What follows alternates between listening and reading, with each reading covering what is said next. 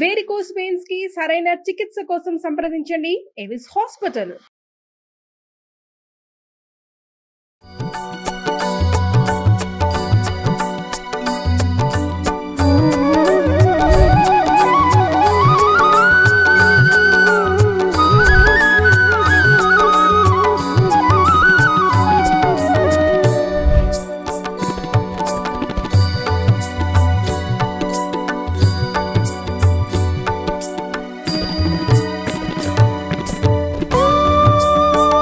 ఆలయ చరిత్రలు ఎప్పుడూ కూడా మనం స్టూడియోలో కూర్చొని మాట్లాడుకుంటూ ఉంటాము. ఎప్పుడు అలానే కాకుండా ఒకసారి డైరెక్ట్గా ఆలయం దగ్గరకు వచ్చి ఇక్కడే కూర్చొని చరిత్ర కావచ్చు, పురాణం కావచ్చు మాట్లాడుకుందాం అనిపించింది.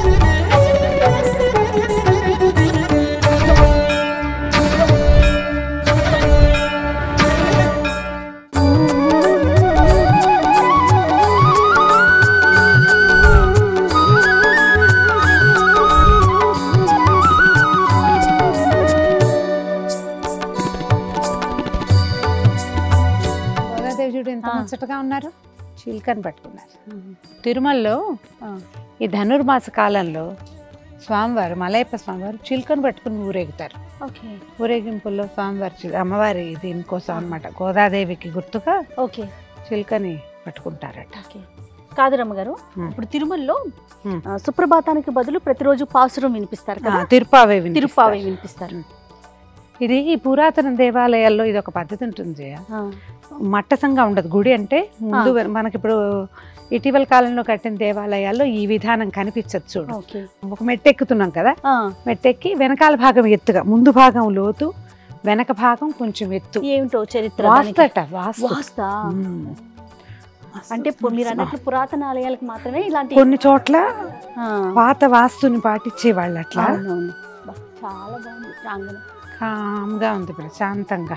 ఈ చుట్టూతా మండపాలు ఉండటము ఇది కూడా పాత పద్ధతి. ఒక ఎత్తు వచ్చింది చూడు, మళ్ళా అటు మెట్లు దిగేస్తామన్నమాట మనం. అబ్బా రోలు రమ్మగారు, రోలు ఇక్కడ ఏం చేసేవారు మరి, ఒక రాయి మీద ఉంది చూడు. మళ్ళీ ఇప్పుడు మెట్లు దిగి వెళ్ళిపోతాం చూడు, వెనక భాగం ఎత్తుగా. హైదరాబాద్ చుట్టుపక్కల పురాతన కొన్ని దేవాలయాల్లో ఈ ధోరణి ఇది కనపడుతుంది, ఈ రకమైన విధానం. ఏదో స్తూపం వేశారమ్మా, వెళ్దాం పద అటు. అంటే మనకి కొన్ని భద్రాచలంలోనూ అక్కడ కనపడుతుంది ఇలా స్తూపం. అంటే స్తూపం ఇవి రామకోటి స్తూపము, లేకపోతే ఎవరైనా గురువు గారి కోసం కట్టారో చూద్దాం, ముందుకెళ్తే మనకి తెలుస్తుంది. మనకి ఆలయాల్లో ఇది కనపడుతుంది జయ. పెద్ద జీయర్ స్వామివారు, ఇప్పుడు చిన్న జీయం గారు ఉన్నారు కదా, చిన్న జీయర్ స్వామివారు వారి తాతగారు పూర్వులు, అంతకంటే ముందున్న గురువు గారు స్వాధ్యాయ జ్ఞాన యజ్ఞం అని యజ్ఞాలు చేసేవారు. అప్పుడు ఒక పద్ధతి నడిచేది. అలా చోట ఇట్లా స్తూపం వేసేవారు అనమాట. జనరల్ బజార్లో ఉన్న లక్ష్మీనారాయణ స్వామి దేవస్థానంలో కూడా ఉందట. ఇక్కడ కూడా ఇది 79లో వేసిన స్తూపం. స్వామివారు చూడు ఎంత ముచ్చటగా ఉన్నారు, బాగుంది కదా. మనకి ఇవి పురాతన దేవాలయాల్లో కనిపిస్తాయి. ఇటీవల కాలంలో చేస్తారు. అది చేసి చాలా రోజులు, ఇక్కడ 3 రోజులు క్రతువులు, అట్లా క్రతువులు చేసి దాన్ని నిలబెడతారనమాట. ఇక్కడ ఒక పెద్ద క్రతువు జరిగిందంటే దానికి ఆలయం బలం పెరుగుతుంది. మనం అట్లా చూస్తాం. మీరు భద్రాచలంలో గమనిస్తే 3 స్తూపాలు ఉంటాయి కదా, అందులో మన ఈ రామకోటి రాస్తారు, రామకోటి స్తూపం ఉంటుంది. ఆ స్తూపాల్లో ఒకటి తాతగారు రాసిన దాశరథి శతకం ఉంది. అట్లా ఇది పురాతనమైన పద్ధతి. ఇప్పుడు దీన్ని బట్టి ఆలయం యొక్క ఎంత పురాతనమైనది అనేది, దాని లైఫ్ ఎంత పెరుగుతుంది, ఆలయం తాలూకు పవిత్రత, శాంక్టిటీ అవి పెరుగుతాయి. అదే అదే ఇక్కడ ఒక ఎంత పెద్ద యజ్ఞము అవి జరగటము విశేషం కదా. అవును, అలా ఉంది. ఇది చక్కగా ఇది వేసుకోవటానికి. అవునవును, అలా ఉంది. కొబ్బరికాయలు కట్టారు, ముడుపులు కట్టి ఉంటారు, ఏవో రాశారు, చూద్దాం చూడు. తమ పేరు రాసింది విప్పుతారు కాబోలు, టైము సంవత్సరం కూడా వేశారు. ప్రతిదాని మీద వాళ్ళ పేరు సంవత్సరంతో సహా వేసుకున్నారు.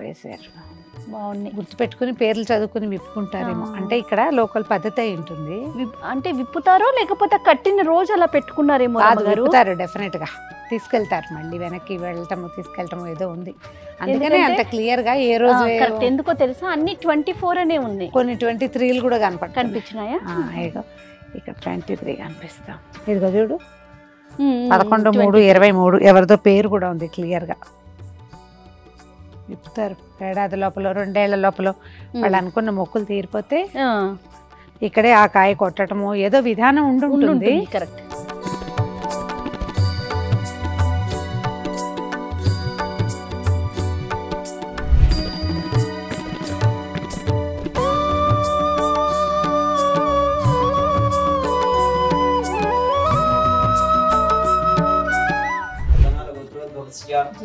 జయప్రకాశ్ నామధేయస్య సహ కుటుంబస్య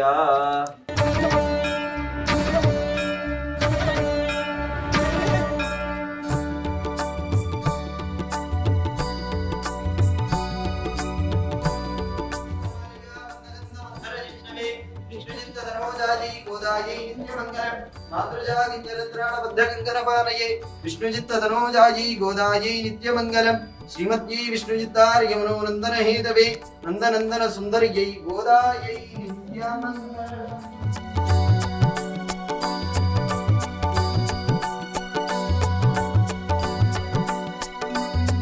సమానం భవతి యదాయ పురుషిదేంద్రియ ఆయుష్యేంద్రియే ప్రతిష్టతి గోదాదమేకమన్నార్ రంగనాయక స్వామి పరిపూర్ణ కృపా కటాక్ష సిద్ధిరస్తు.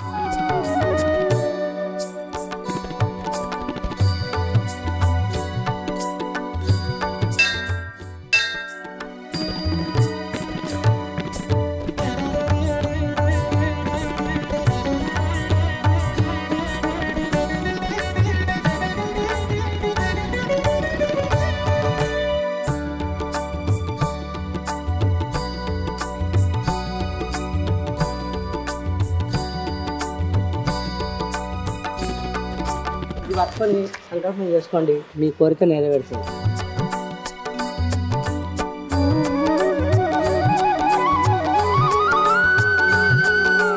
దర్శనం కూడా అయిపోయింది కదా రమ్మగారు. బా ఎంత బాగుంది తల్లి కదా. నేను 4 ఏళ్ల క్రితం వచ్చాను చేయ. అవునా? 4 ఇయర్స్ బ్యాక్ చూసాను నేను.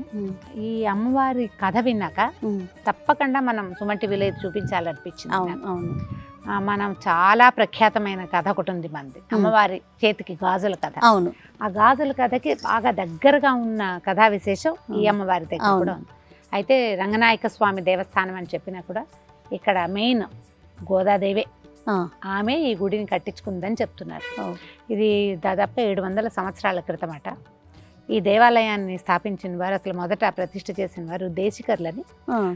మన ప్రాంతం వారు కాదు, వీడు తమిళనాడు వైపు నుంచి వచ్చారు. అయితే ఆయన అమ్మవారిని కూతురుగా భావించేవారు. ఆయన్ని భార్యని అమ్మ నాన్న అనేదట గోదాదేవి. వాళ్ళతో తిరుగుతూ ఉన్నట్టుగా ఉండేదన్నమాట. ఈ ప్రాంతానికి వచ్చి పక్కన ఒక వేణుగోపాల స్వామి దేవాలయం, మనం కూర్చున్న దేవాలయం కంటే కూడా ఇంకా పురాతనమైనది. ఆ దేవాలయంలో అర్చకత్వానికి ఉన్నారు మీరు. దేశకర్లు అంటే వైష్ణవులు. అదే. అయితే ఆయన అర్చకత్వం చేస్తున్న రోజుల్లో అమ్మవారు ఆయనతో పాటు కలిసి తిరుగుతూ నాకు ఇక్కడ ఒక దేవాలయం కావాలి నాన్న అని అడిగేదట. అడుగుతుంటే ఇది మన ప్రాంతం కాదు, ఇక్కడ ఎందుకమ్మా అంటే నాకు ఇక్కడే ఉండాలని ఉంది, నాకు ఇక్కడ దేవాలయం కావాలని. ఆవిడ నీకెందుకు నేను ఏర్పరుస్తానని ఈ ప్రాంతంలో ఉన్న ధనికులకి స్వప్నంలో ఆదేశం ఇచ్చిందట ఆ తల్లి. ఇక్కడ ఒక వేణుగోపాల స్వామి గుడిలో అర్చక స్వామి ఆయన ఇక్కడ నా కోసం గుడి కడతాడు, ఆ గుడికి సహాయం చేయమని వాళ్ళంతటా వాళ్ళే సహాయం చేసి ఈ దేవాలయం నిర్మించారు. 700 సంవత్సరాలు అయ్యింది. మనకు ఆలయ నిర్మాణం కూడా చాలా పురాతనంగా కనపడుతుంది. ఎక్కడ సిమెంట్ ఛాయలు లేవు, అంతా రాతి కట్టడంగా కనిపిస్తుంది. మనకి శ్రీవిల్లిపుత్తూరులో అంటే గోదాదేవి జన్మస్థానమైన విల్లిపుత్తూరులో స్వామివారు అంటే రంగనాథులు రంగనాయకుడు అని చెప్తారు. అమ్మవారు రంగనాయకి, రంగనాథుడు అక్కడ రంగనాయకుడుగా ఉంటాడు. అవును. వీరిద్దరు పక్కపక్క నుండి విష్ణు చిత్తులు కూడా, గోదాదేవిని తండ్రి కూడా పెరియాళ్ళ వారు అంటారు, విష్ణు చిత్తుల వారు కూడా ఒకే చోట వాళ్ళు ముగ్గురు నిలబడి ఉన్నట్టుగా అక్కడ దర్శనమిస్తారు. అదే దర్శనం మనకి ఇక్కడ లభిస్తుంది. విష్ణు చిత్తుల వారు, మధ్యలో స్వామివారు, కుడివైపు గోదాదేవి నిలబడి ఉన్నట్టుగా ఉన్న ఏకశిల మీదే ముగ్గురు విడివిడిగా ప్రతిమా విశేషాలు మనకు కనిపిస్తాయి. చాలా వింతైన విషయం, ఒక కథ ఉంది ఇక్కడ. స్వప్నాల్లో కనపడ్డము అవి ఎక్కువట. విడిగా కూడా ఆమె రోజు సంచారానికి వెళ్తుందని, ఆమె దేవాలయం నుంచి బయటకు వచ్చినప్పుడు ఒక సుగంధం వ్యాపిస్తుందని ఇక్కడ అని చెప్తున్నారు. విశేషంగా ఇలా సంచారానికి వెళ్ళడం అంటే ఆమె స్వయంగా దేవాలయం కోరుకున్నది కాబట్టి అలా ఉండుండొచ్చు. అయితేనట ఇక్కడ జాతర జరిగిందట. అప్పుడు 600-700 సంవత్సరాల క్రితం జాతర జరిగితే ఒక గాజులు ఆయన దగ్గరికి వెళ్ళి చిన్నపిల్ల ఒక పాప గాజులు వేయించుకుని ఈ దేవాలయంలో అర్చకులు ఉన్నారు కదా, నేను వాళ్ళ అమ్మాయిని డబ్బులు ఆయన దగ్గర తీసుకోమని చెప్పిందట. తీరా వీరికి అప్పటికి సంతానం లేదు, ఆడపిల్లలు లేరు, మగపిల్లలు ఉన్నారేమో. ఆ గాజుల అబ్బాయి వచ్చి చెప్పాడట, మీ వాళ్ళ అమ్మాయికి మీ అమ్మాయికి గాజులు వేసాను అనేసరికి నాకు ఆడపిల్లలు లేరు, మా అమ్మాయి కాదన్నారట. చుట్టాలు వాళ్ళు చాలా మంది వచ్చారు, బంధువు వస్తారు కదా బంధువులు ఈ జాతరలకి, అందరి గాజులు చూపిస్తే ఏ పిల్ల కాదు, నేను వేసింది అమ్మాయి కాదన్నట. మరునాడు ఉదయం అమ్మవారి విగ్రహానికి లోపల స్వరూపానికి గాజులు కనపడ్డాయి. అద్భుతమైన విషయం కదా. అయితే ఆ గాజులు ఆయన సంతోషంతో అమ్మవారికి బంగారు గాజులు చేయించారట. ఆ 600-700 సంవత్సరాల నాటి గాజులు ఇప్పటికీ అమ్మవారి చేతికి ధరించే ఉన్నారు. వారు ఇక్కడ కనపడుతూ ఉంటుంది అమ్మ. అయితే ఆమె కోరుకున్నది కాబట్టి స్వామివారితో సహా వారిని వెంచేపు చేయించారు. విశేషంగా ఏంటంటే ఇలాగా మామగారు అల్లుడు కూతురు ఒకే శిల మీద ఉండటం చాలా ప్రత్యేకం. మామగారు ఉన్నారు, అల్లుడు ఉన్నారు, పక్కన కుమార్తె ఉన్నారు. అమ్మవారు బాగా ఇక్కడ ఏంటంటే కోరిన కోరిక, ధర్మబద్ధమైన ప్రతి కోరికని ఇక్కడ తీరుస్తుందట ఆమె. మీకు గుర్తుందా, ప్రధాన అర్చకులు చెప్తున్నారు 99% ధర్మబద్ధమైన కోరిక అయితే ఖచ్చితంగా నెరవేరుతుంది. ఎక్కడైనా మీకు దేవాలయంలో మనం సరైన కోరిక కోరాలి అంతే. అయితే ఈ దేవాలయం లోపల నడుస్తున్నా తిరుగుతున్నా ఎంతో ప్రశాంతంగా ఉంది. పూర్వకాలపు ధ్వజస్తంభము, తర్వాత గోపురం, గాలి గోపురం. ఆలయం కూడా ఒక చతుర్మధ్యంగా చతురస్రాకారంలో ఉన్నట్టు, వెనక భాగం కొంచెం ఎత్తుగా పూర్వకాలపు వాస్తు ప్రకారం ఉన్నది. అత్యంత పురాతనమైన దేవస్థానాలు హైదరాబాద్ చుట్టూతా ఉన్నవి చూడాలన్న మన కోరికకి మొట్టమొదట రాయి ఇక్కడ ఆదిలాబాద్ రంగనాయక స్వామి దేవస్థానంలో ఈ రోజున ధనుర్మాసానికి ఒక 10 రోజులు ముందుగా దగ్గరలో ఉన్న ఒక 15 రోజులు అటు ఇటుగా. సో ఈ 10-12 రోజుల ముందే ఒక 2-3 దేవాలయాలు దర్శనం చేయాలన్న కోరిక తీరింది. అమ్మవారి విశేషమైన స్వరూపం మనం ఇక్కడ చూస్తాం. గోదాదేవి ఏమిటంటే స్వయంగా స్వామివారిని వివాహం చేసుకోవటం కాదు, తను వేసుకుని దండలు, తను విడిచిన మాలలిచ్చి ఆయనకి ప్రీతి కలిగించి ఆయనలో ఐక్యమైనటువంటి 12 ఆళ్వార్లలో ఒకతైన గోదాదేవి రేపు ధనుర్మాసంలో ప్రతిరోజు ఒక పాసురంతో స్వామివారిని మేల్కొల్పుతుంది. ఈ నెల రోజులు ఆమెదే సేవాకాలం అంతే. ఆమె నడిచిన దారిలోనే భక్తులందరూ నడుస్తారు. ఇక్కడ ఈ దేవాలయానికి కూడా మన ఇది ఒక చిన్న పల్లెటూరుగా ఉంది ఆదిలాబాద్. ఇది వరకు లక్ష్మీనారాయణపురం అనేవారట. మెల్లిగా రాయపురం, క్రమంగా గవర్నమెంట్ మళ్ళీ అన్ని మారి మొత్తానికి నిజాం కాలంలో ఆదిలాబాద్గా మారింది. మనకి ఘట్కేసర్ నుంచి కొంచెం దగ్గర. హైదరాబాద్ వాస్తవ్యులందరూ విశేషంగా దర్శించవలసిన హైదరాబాద్ నుంచి ఒక గంటన్నర ప్రయాణం చేస్తే సరిపోతుంది. చాలా బస్సులు, ఆటోలు, ట్రాన్స్పోర్టేషన్ అనేది బాగుంది, చాలా సులువైంది కాబట్టి ఆల్రెడీ చూసిన వాళ్ళు చూసినట్టు, చూడని వాళ్ళు చూడవలసిన క్షేత్రం అని ఇది ఖచ్చితంగా పట్టించారు. అయితే ప్రతి నెల మొదటి ఆదివారం నాడు సుదర్శన హోమం జరుగుతుందట. అధ్యయనోత్సవాలు, పవిత్రోత్సవాలు విశేషంగా చేస్తారు. ఈ మన ధనుర్మాసము అత్యద్భుతమైన సేవాకాలాలు నడిస్తే ఉత్తర ద్వార దర్శనం కూడా లభిస్తుంది ముక్కోటి ఏకాదశికి.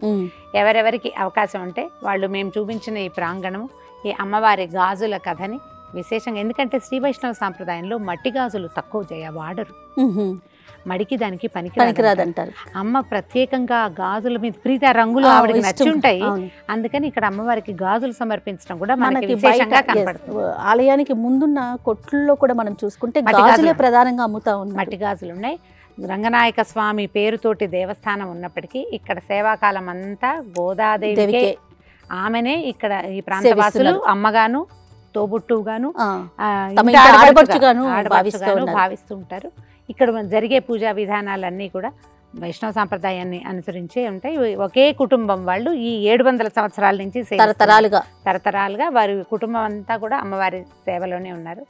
ఎవరెవరికి అవకాశం అంటే వాళ్ళందరూ ఈ ధనుర్మాసం రాబోతున్న కాలంలో, మార్గశిర మాసం పురుషోత్తమ మాసం కదా, ఈ మాసంలో అమ్మవారితో కలిసి వేంచేసి ఉన్న రంగనాథ స్వామిని చూసి దర్శనం చేసుకోండి. వారి అనుగ్రహానికి, కృపకి అందరూ సుమన్ టీవీ ప్రేక్షకులందరూ పాత్రలు కావాలని కోరుకుంటున్నాను. రైట్, నమస్తే.